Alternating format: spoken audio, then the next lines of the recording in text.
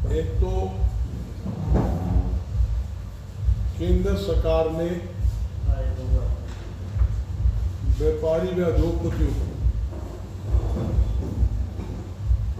ED के दायरे में लाने का काम किया है। इससे पूरे देश के व्यापारी व उद्योगपतियों में दहका माहौल है। मनी लॉन्ड्रिंग का मामला जो है, इससे देश और प्रदेश के अंदर व्यापार व उद्योग पिछड़ेगा और पूंजी निवेश देश में कम है। जब देश का प्रदेश का व्यापारी ईमानदारी से सरकार को खजाने में टैक्स जमा करा रहा है, चाहे जीएसटी है, चाहे एक्साइज ड्यूटी है, कि मार्केट फीस है, चाहे लाइसेंस फीस है, चाहे इनकम टैक्स, उसके बावजूद ये फैसले लेना उचित नहीं है। जहाँ तक कि आप देखोगे, जब से देश आज़ाद हुआ तब से अब तक कपड़े पर, चीनी पर, दूध पर, दही पर, लस्सी पर कभी टैक्स नहीं लगा। इस सरकार ने इन वस्तुओं पर टैक्स लगाकर गरीब के मुंह का निवाला छीनने का काम किया है। यहाँ तक कि आम उपयोग में आने वाली वस्तुएं या खाद्य वस्तुएं, पहले इनके ऊपर 5% वेट कर हुआ करता जर्नल, आज उन्हीं आइटमों पर 18 व 28% जीएसटी लगाकर जनता की जेबों में डाका डालने का काम सरकार ने किया। और जहां तक कि आप देखोगे 2017 के अंदर जब जीएसटी कानून लागू किया, उस टाइम ये कहा गया था प्रधानमंत्री जी की तरफ से, एक देश एक टैक्स होगा, एक ही टैक्स लगेगा। जब जीएसटी लगा दिया, जीएसटी के तहत अनाप शनाप टैक्स लगा दिए, जिन वस्तुओं पर टैक्स नहीं था उन पर टैक्स लगा दिया, 5% वेट वाली आइटम पर 18-28% टैक्स लगा दिया। जो मार्केट फीस, जो भ्रष्टाचार का अड्डा है, आज तक वो खत्म नहीं किया। किसान से मार्केट फीस किसानों के हर अनाज पर, सब्जी पर लगाई गई है, ये हटनी चाहिए। किसान की हर फसल मंडी के आड़ती के माध्यम से बिके और उसका पूरी दामी आड़ती को 2.5% जो पुराने सालों से चलती आ रही है वो मिलनी चाहिए। धान की ढंग से परचेज नहीं, आपके सामने पीआर धान जिसका 2203 रुपये रेट है, एमएसपी है, सरकार वो जल्दी खरीदी नहीं, किसान को मजबूरी में अपना वो पीआर धान 300 रुपये, 250 रुपये, 200 रुपये, 400 रुपये कम में बेचना पड़ रहा है। धान की परचेज 15 दिन लेट हुई, बारिश आ गई, बेमौसमी बारिश, धान भीगी, किसान चारों तरफ से लोटो पीट रहा है। जो बासमती चावल, बारीक चावल जो निर्यात देशों विदेशों में होता था, उसके ऊपर भी ड्यूटी ज़्यादा लगा दी, जिसके कारण जो बासमती चावल के रेट के साथ साथ उसके जो बारीक धान है 1509, उसके रेट कम हो गए। 4 दिन मंडियों में हड़ताल रही। हड़ताल होने के बाद केंद्र सरकार ने कहा भी हम अगले हफ्ते पॉजिटिव फैसला सुनाएंगे, जो आपकी मांग उसको हम मान लेंगे, आप अपनी हड़ताल खोल लो। केंद्र सरकार के आश्वासन में हड़ताल तो खोल दी, अभी तक कोई रिजल्ट नहीं निकला है।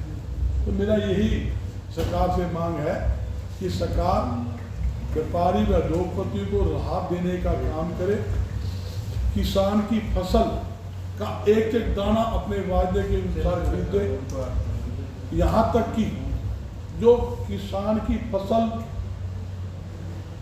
24 घंटे के अंदर खरीद, 48 घंटे में उठान और 72 घंटे में जो भुगतान का जो वायदा सरकार ने किया हुआ है वो करे।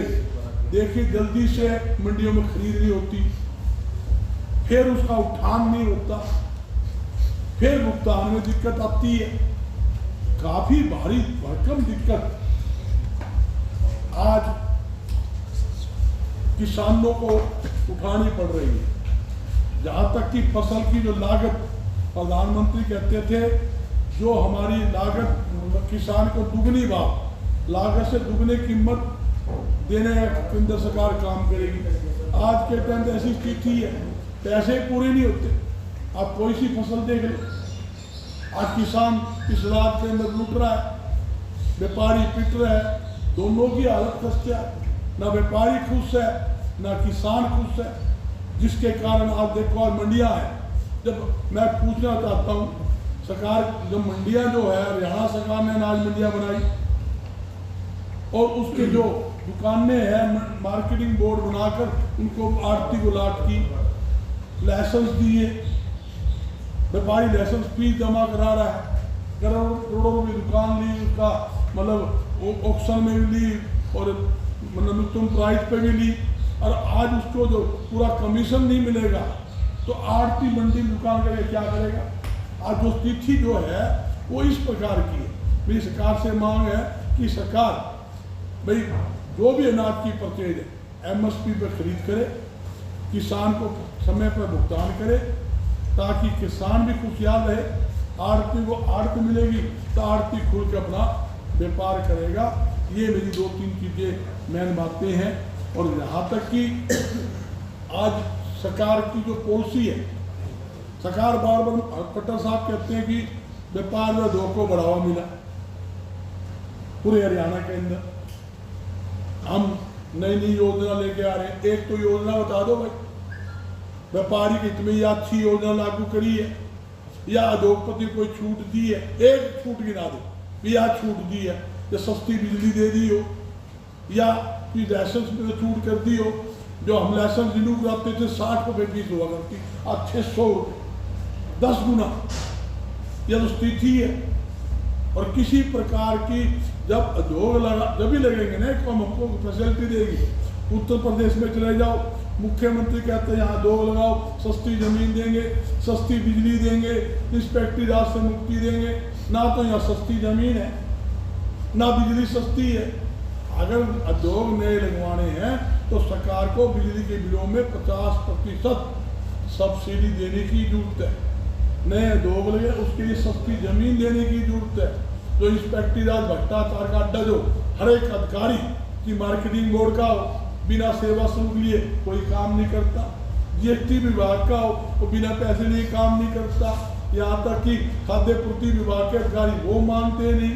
जो ठेकेदार जो है, फसल उठाने वाले जो ठेकेदार, सरकार के ठेकेदार है, मंडियों में जो फसल आती है उसका उठान करने की बात आवे, वो भी यूँ चाहे कि मैं उठान के नाम का आड़ती मानना है, सेवा शुल्क दे दे तब हम उठान करा। ऐसी स्थिति है आपके सामने। भामांतर योजना लागू कर दी। तो भामांतर योजना की क्या जरूरत है जब आपने MSP लूट कर दिया। बाजरे का MSP ये, गेहूं का ये, धान का ये, तो आप MSP क्यों खरीदते। ये बात करते भामांतर की। भामांतर के नाम के ऊपर किसानों को लूटा जा रहा है। बाजरा 1000 रुपये सस्ता में बिक रहा है, भामांतर के नाम पे पहले कम मिलते भी कहाँ है, जल्दी से मिलते नहीं, भागते फिरते रहो। तो भामांतर योजना के बजाय जो MSP आपने रेट लूट किया है, उस रेट के ऊपर किसान की हर फसल खरीदी जाए। रेट मार्केट में ज्यादा होगा, ओपन बोल नहीं बेचेगा, ओपन बोल नहीं बेचेगा, आड़ती के माध्यम से बिकेगी, मिलर लेगा, सस्ती होगी ऑयल मिलर लेगा।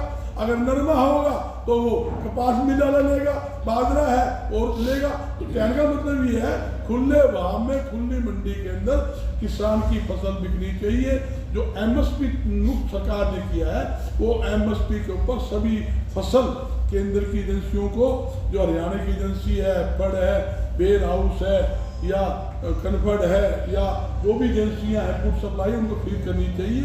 ये जरूर सर आपने जिक्र किया कि व्यापारियों को ईडी के तहत लेकर के आया है और पहले GST सरकार लेकर के आई, तो सरकार की नीति को आपके व्यापारियों के प्रति किस प्रकार से? ये तो आपके सामने कहने की जरूरत थोड़ी है। आपके सामने व्यापारी मैं कह रहा हूँ, आज के टाइम चद्दर सफेद है। मंडी का आड़ती का 2.5% दामी 2203 रुपये MSP, 55 रुपये कुछ पहले बनती है, मिल रही है 46 रुपये। 9 रुपये क्यों काटे भाई, महंगाई पहले 4 गुना बढ़ गई। जबकि कमीशन बढ़ना चाहिए ना, घटना तो देखिए ये बढ़ाने में कमीशन घटा रहे हैं, गेहूं में पैसे कम दे रहे हैं। और जहां तक कि आड़त जब देने का टाइम जल्दी से आड़त नहीं मिलती, चक्कर काटने पड़ते हैं। मेरी सरकार से ये भी मांग है, जो कमीशन आड़तियों का है, जैसे किसान की फसल का भुगतान होता है उसी के साथ साथ आड़तियों को कमीशन और पलेदार की मजदूरी तुरंत प्रभाव से सरकार को देनी चाहिए। ये भी मेरी सरकार से मांग है। धक्के खाए जाओ, पोर्टल सरकार खेलती है, पोर्टल का चलता नहीं, पोर्टल काम करता नहीं, व्यापारी किसान के साथ पोर्टल खेल रही है। अरे जब पहले किसान मंडियों में आता था और मंडी में आया 3 गेट पास करते थे, एक आड़ती के पास जाता था, एक किसान के पास रहता था, मार्केटिंग बोर्ड के सरकारी अधिकारी गेट पर टोकन काट एक उनके पास रहता था, किसान आड़ती के पास जाता, उसके वहां पर माल उतारता, ओपन बोली होती, पैसे लेकर घर चला जाता, पैसे लेके बाजार में जाता, कपड़ा खरीदता, किराना का सामान खरीदता, यहाँ तक कि खाद बीज सारा सामान लेके जाता। आज कैसे कहाँ से मिलेगा? पहले तो पोर्टल पे एंट्री कराओ, फिर गेट पास लेकर आओ, फिर बेचो, उसने फिर उसका सिस्टम बना दिया, 1 किलो में इतनी परचेज होगी, उससे ज्यादा हम लेंगे नहीं, धक्के खाएंगे। दिक्कत तो है ना, पूरी भारी दिक्कत है। वो दिक्कत को दूर करने के लिए अनाज किसान की हर फसल मंडी के माध्यम से ऑफलाइन, ऑनलाइन ही ऑफलाइन बिकनी चाहिए, ताकि किसान अपनी फसल जब चाहे अपनी मर्जी से बेच सके। मेरे घर में फसल पड़ी है और मैंने बेचनी है, मंडी में लगा कर बेच दूं भाई, मेरी फसल मैंने कौन रखेगा? यूं के सिस्टम हुआ है, सरकार ने जो MSP खरीद लो भाई, मां की दिक्कत है या स्थिति है। सर आप क्या मानते हैं कि मेरी फसल मेरा ब्यौरा जो पोर्टल है उसको बंद कर देना चाहिए? क्योंकि जब से शुरू हुआ है, जब से आड़तियों को भी परेशानी हो रही है, किसानों को भी परेशानी हो रही है। सरकार कहती तो है कि 72 घंटे में पेमेंट किसानों के खाते में कर दी जाएगी, लेकिन किसान लगातार आड़तियों के चक्कर काटते रहते हैं और आड़ती के हाथ में भी कुछ नहीं है, क्योंकि जो पैसा आना है वो सरकार के अकाउंट से आना है। एक महीना गुजर जाता है, पैसा किसानों के अकाउंट में आता है। ये 1 महीना नहीं, 6 महीने भी बीत जाते हैं। 1 साल के बाद पलेदार की मजदूरी मिली, गेहूं का कमीशन में 1 साल बाद हमारे मंडियों में आड़तियों को मिला। पलेदार कहाँ से खाएगा? पलेदार को पैसे आड़तियों ने घर से देने पड़े। ऐसी स्थिति रही है किसान का, जो स्थिति है कई बार तो जो पोर्टल के अंदर जो फसल का जो पोर्टल कराते हैं, कई बार गलत एंट्री भी हो जाती है और किसानों को पैसा जल्दी नहीं मिलता। तो मेरा कहना मतलब, मैं पूछ रहा हूँ, कोई किसान ने मांग करी है क्या तुम पोर्टल खेलो? बताओ, किसी किसान ने मांग करी हो कि किसान के संगठन ने क्या हो हमारी ऑनलाइन बिकनी चाहिए, एक का नाम बता दो किस संगठन का? जब किसान नहीं चाहता, आड़ती नहीं चाहता, तो सरकार लाठी क्यों तोड़ा है? लाठी तोड़ा ठेका ले रखा है। जब मेरे फसल मैंने बेचनी है, चांदराम ने मोल लेनी, तो तुम बीच में पंगे क्यों ले हो? सरकार की एजेंसियां हैं, तुम्हारा माल खरीदो। मैं पूछना चाहता हूँ, सरकार में कहती भी किसान की फसल खरीदेंगे, फसल तो किसान खेत में हुआ है, किसी लाले की फैक्ट्री के अंदर दुकान में तो पैदा नहीं हुआ है। मैं किसी भी स्टेट के अंदर कोई भी फसल है, किसान चाहे कहीं बेच दो, पहले कानून हुआ करते, मेरी फसल में कहीं किसी को कहाँ बेच दूं, ये नियम थे।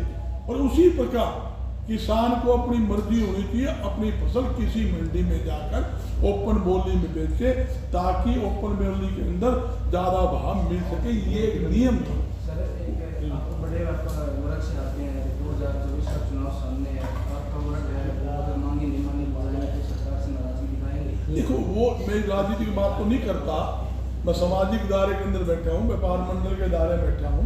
व्यापार मंडल एक न्यूट्रल संस्था है और हम चाहते हैं भाई व्यापारी उद्योगपति के माध्यम से लोगों को रोजगार कैसे मिलेगा? एक प्रधानमंत्री जी ने कहा कि आए साल 2 करोड़ युवाओं को नौकरी दूंगा, आपके सामने दे दी। हरियाणा सरकार ने, खट्टर बाबा ने ये बात कही थी, भाई हम उद्योग के माध्यम से और प्राइवेट सेक्टर के माध्यम से 75% बेरोजगार नौकरी देंगे।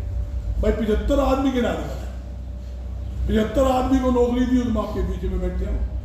तो ये तो स्थिति है। रोजगार कौन देगा? रोजगार देगा मेरा व्यापारी, रोजगार देगा मेरा उद्योगपति। कब देगा? जब आप नए नए उद्योग लगवाओगे, उद्योगपति को छूट दोगे, उद्योगपतियों को सुविधा दोगे, तो तभी तो नए उद्योग लगेंगे। और मैं दावे के साथ कहता हूँ, मैं 3-4 बातें कह रहा हूँ। एक तो सस्ती जमीन, दूसरा 50% बिजली में सब्सिडी और इंस्पेक्टरी राज को खत्म करे। जीएसटी केंद्र का महकमा, जीएसटी हरियाणा का हिस्सा होता है। जीएसटी के अंदर हरियाणा सरकार छूट दे। दावे के साथ कहता हूँ, हजारों उद्योग हरियाणा में लगाने की गारंटी हमारी। हरियाणा में हजारों उद्योग लगा के देंगे। हरियाणा के अंदर एक भी बेरोजगार हम रहने नहीं देंगे। ये भी हमारा दावा है, ये भी हमारी गारंटी है। सरकार कुछ करे तो। डी ग्रुप के एग्जाम लग रहे पर करंट तो लग रही है। ये क्या है? ये को भर्ती है क्या? डी ग्रुप हमारे को यार, डी ग्रुप के अंदर एक तो एक्सीडेंट, 2 तो परिवार मर गया आपके सामने। लोग लाइन में लग रहे हैं। आज अखबार पढ़ लो, 65% एंट्री हुई है। 35% तो दूर है आपके सामने। भाई नौकरी दो। 1,82,000 से ज्यादा सरकारी पद आज भी खाली पड़े हैं। और मैंने कहा 75% नौकरी की बात कही, 75 आदमी को नौकरी नहीं मिली। और एक बात और कहता हूँ, ये कोई बड़ाई की बात नहीं, एक सामाजिक दायरा है। ये बेरोजगार हमारे भाई तो नहीं, दूसरे तो नहीं है। किसी का बेटा है, किसी का भाई है, कोई मेरी छोटी बहन है, कोई हमारे माता है। आपसे पूछो गांव स्तर के ऊपर पहले कितने उद्योग थे? नमकीन की बेकरी का, हैंडलूम का, कुल्लर का, पंखा का, दरी का, पिलंग का, निवार सब बनते, साबुन सब बनती। आज कहाँ है? 80-85% सारे छोटे उद्योग बंद हो गए भाई। गांव के अंदर ही मेरी माता को, मेरी बहनों को और वहां के युवाओं को रोजगार मिलता था। आज सरकार को चाहिए बेरोजगार युवाओं को व्यापार के अंदर लाए, उनको बिना ब्याज लोन दे, ऐसी पॉलिसी बनाए। हर एक व्यक्ति व्यापार के अंदर, कि छोटा व्यापार है, छोटा उद्योग है, कि छोटा कोई काम है, उससे जुड़ेगा, तभी तो हमारे युवा आगे बढ़ेंगे। आप युवा का हालात क्या है? आप बेरोजगार होगा, क्या करेगा? डबल MA पढ़ा बच्चा PN की नौकरी नहीं फिर रहा आपके सामने। आप बता दो, जहां डबल MA कर लिया बच्चा पढ़ के, जिसका परिवार ने सारे पैसे लगा दिए, बेटों को पढ़ाकर 20 साल 25 साल पढ़ाई करी, लाखों रुपए लगा दिए, जब नौकरी के समय आवे उसको नौकरी नहीं मिलती, चपरासी तक की नौकरी धक्के खाने पड़ते हैं, तो बच्चों का मन टूट जाता है, बच्चा फेटअप हो जाता है। तो इसलिए जरूरी है सरकार को ऐसी पॉलिसी लानी चाहिए हमारे हरियाणा से बेरोजगारी खत्म हो, और उसके लिए व्यापार मंडल हर प्रकार से सरकार का सहयोग करने के लिए तन मन और धन से सरकार के साथ है, सरकार के लिए तैयार खड़ा है। सरकार अच्छी पॉलिसी लाए, उसको हम लागू करवाएंगे और युवाओं को रोजगार देने के लिए कारगर कदम हम उठाएंगे। प्रधान जी, क्या पिछले वर्ष तक इस सीजन की बात छोड़कर इससे पहले क्या किसानों की हर पेमेंट कंप्लीट हो चुकी है सरकार की तरफ से? अगर नहीं तो आप व्यापारियों ने किसानों के लिए क्या कदम उठाए? देखो, किसान और व्यापारी का तो चोली दामन का साथ है। किसान के खेत में दाने होंगे तो आड़ती के 2 रुपए आड़त आएंगे। किसान के खेत में दानों, किसान के पास पैसे आएंगे फसल बेच के, वो कपड़ा भी खरीदेगा, किराना का सामान भी खरीदेगा, बर्तन भी खरीदेगा, खाद बीज भी खरीदेगा। किसान के कारण जो व्यापार है, जो खुला बाजार, खुदरा व्यापार, बड़ा व्यापार फल फूलेगा। लाखों लोग किसान के साथ जुड़े हुए हैं। हरियाणा हमारा कृषि उपज प्रदेश है और कृषि के ऊपर निर्भर करता है, इसमें कोई दो राय नहीं। तो इसलिए हम ये कहते हैं किसान की, जो आपने कहा पेमेंटों की बात है, पिछली बार के बाजरे तक की पेमेंट रुकी है। मैं कह रहा हूँ पेमेंटें कई, गेहूँ की भी बाकी है, धान की भी बाकी है, पेमेंटें बाकी है। मैं सरकार कहती है, मुख्यमंत्री ने क्या बात कही थी कि जो लेट पेमेंट होगी उसका हम ब्याज देंगे। आज तक 1 रुपया ब्याज नहीं दिया। अरे जो कमीशन ही टाइम पे कौन दिया, उसका ना कोई ब्याज, ना लेना ना देना। तो मैं सरकार से यही मांग कर रहा हूँ, किसान की फसल खरीदते ही 72 घंटा का आपका वायदा है, 72 घंटे में उसका भुगतान हो। पहले को जल्दी खरीद कर ली, जल्दी उठान नहीं, जब तक उठान नहीं होता, उठान होकर गोदाम में माल नहीं लग जाता, उसका वोचर नहीं करता, जब तक तो पेमेंट का तो सिस्टम बनता ही नहीं। पेमेंट सरकार कर ही नहीं कर सकती। तो पहले तो 2 कड़ी पार करनी पड़ेगी, तीसरी कड़ी में पेमेंट आएगी।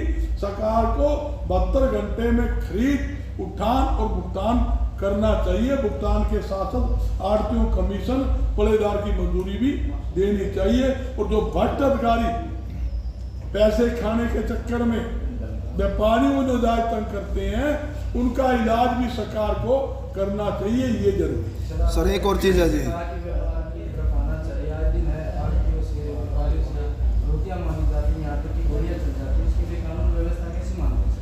आपके सामने क्राइम के अंदर तो हरियाणा नंबर 1 पर ही है। मैं नहीं कह रहा, केंद्र सरकार के ये आंकड़े बता रहे, आज महिला सुरक्षित नहीं, व्यापारी के साथ हर रोज लूटपाट, फरोख्ती, ऐसे केस है। मोबाइल की दुकान के अंदर 1-1 करोड़ के मोबाइल चोरी कर लिए, सेट काट माल की बरामदी।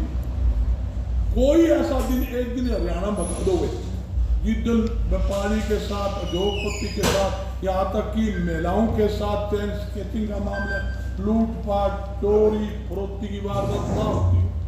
मेरी सरकार से अपील है, लाइन ऑर्डर की स्थिति में सुधार लाए, व्यापारी व आम जनता की जान माल की सुरक्षा का पुख्ता से पुख्ता प्रबंध करे। जो पुलिस महकमे के अंदर जो सरकारी अधिकारियों की कमी है, यहाँ तक कि पुलिस कर्मचारी की कमी है, जो मूलभूत सुविधा की कमी है, वह सुविधा सरकार को, पुलिस प्रशासन को देने की जरूरत है, ताकि मतलब जहाँ तक कि एक नई बात और कहता हूँ मैं आपको, भाई बदमाश किसी का रिश्तेदार नहीं होता, अपराधी अपराधी होता है।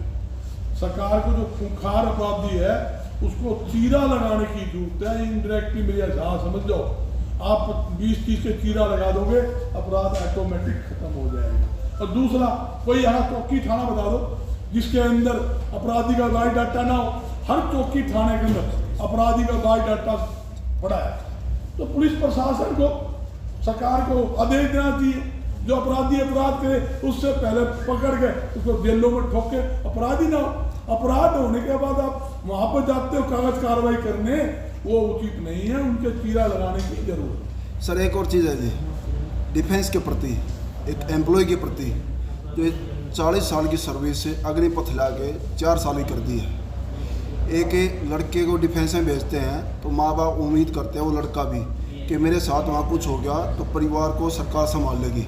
आज सरकार रहेगी 4 साल की, उस 40 साल के सर्विस के दरमियान बच्चा अपना मकान बनाता, शादी करवाता, बच्चे पालता, आज क्या कर पाएगा? आज योजना ठीक नहीं है, ये देश की युवाओं के साथ खिलवाड़ अच्छी बात नहीं है।